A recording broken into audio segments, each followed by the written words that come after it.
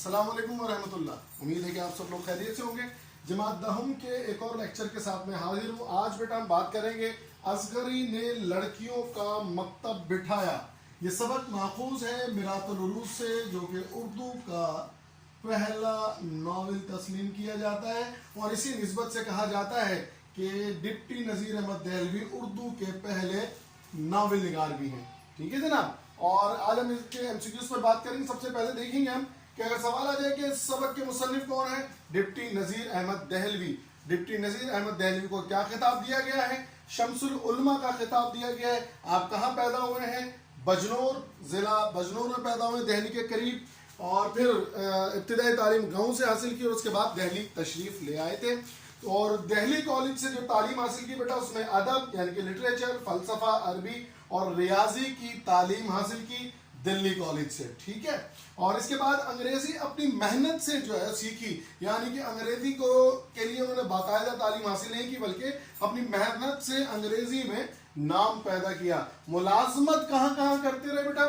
मुदर्रिस, पहले उस्ताद हुए, फिर इंस्पेक्टर मदारिस हुए, यानी कि इंस्पेक्शन करने लगे। इसी निस्बत से डिप्टी इंस्पेक्टर मदारिस कहा जाता है। जो डिप्टी के नाम का इजाफा इनके नाम में है वो इसी वजह से है।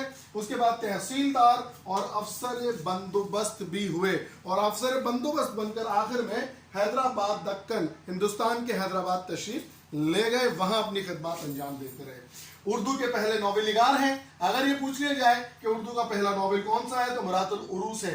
पेपर में अगर सवाल आ जाए कि डिप्टी नज़ीर अहमद दहलवी ने कितने नॉवेल लिखे हैं, 7 नॉवेल तहरीर की हैं। तो मशहूर नॉवेल है उनमें मिरातुल उरूज, तौबतुन नुसू, इब्नुल वक्त, तबीनातुन नाश, अफसाने मुब्तला वगैरह शामिल हैं। ये इनके मुसन्निफ के बेटा एमसीक्यूज है जो सबक के हवाले से शख्सियत के मौजूद है। इसके बाद हम देखते हैं कि सबक में कौन कौन से एमसीक्यूज है। ये वो हैं जो एक्सरसाइज में है, जो किताब से मैंने लिए बेटा, जो सबक में मौजूद है वो वहां से लिए। उसको देखिए।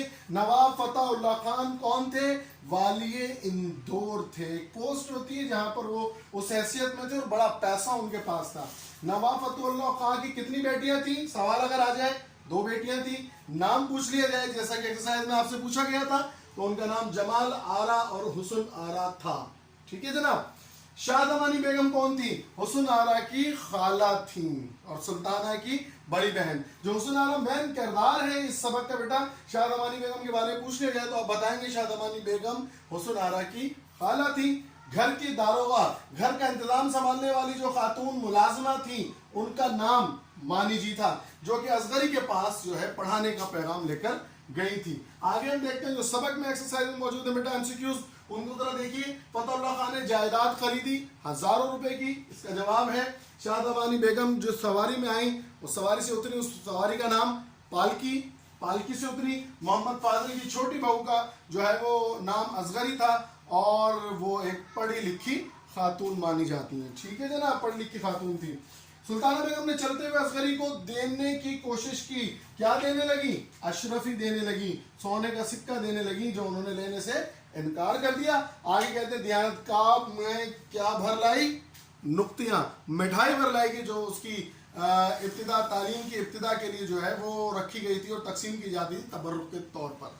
तो बेटा ये इस सबक से एमसीक्यूज मौजूद थे, आपके सामने मैंने पेश किए। अगले लेक्चर में सवाल जो आपके साथ फिर हाजिर होंगे। तैयारी करते रहिए, मेहनत कीजिए।